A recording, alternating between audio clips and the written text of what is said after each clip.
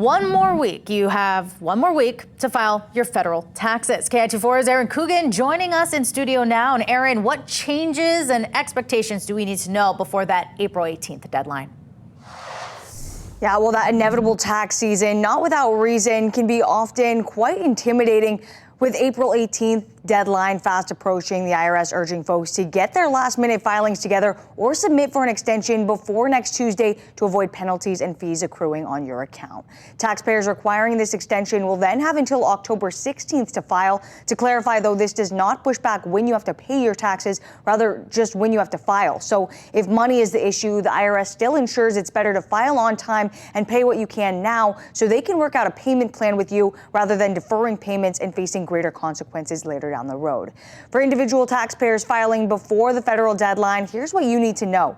This year, a lot of pandemic legislation is reverting back to what it was prior to March of 2020. This means eligibility for previous year's deductions and credits may look different this year. That being said, for the Hawaii taxpayer and those of 16 other states the IRS has identified as receiving payments related to general welfare and disaster relief, this year those state payments do not have to be reported on your 2022 return. So this includes that $300 refund Hawaii residents received as part of the pandemic emergency declaration and emergency reimbursements received by residents impacted by the Red Hill fuel leaks. Still, members of the IRS warn returns might look a little bit smaller this year as a result of expiring pandemic legislation and financial assistance.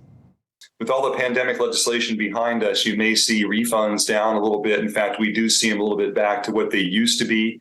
Generally, your average refund is between $2,500 and $3,000. With that in mind, perhaps as you file your return here now in middle April or coming up to the deadline, maybe some tax planning while you're thinking about it for 2023, because you don't have to get that average refund of $3,000 as it was last week or right around there. In terms of the average amount going back to the taxpayer, you can keep that in your pocket throughout the whole year as opposed to giving it to the government and then getting it back in the form of a reconciliation, if you will, when you file your tax return. So maybe some tax planning done now while taxes are in mind can help you maybe not save a few bucks down the road, or it probably could, but at least know that you have your money in your control, so to speak, as much as possible, as opposed to giving it to the government and getting it back in the form of a tax refund.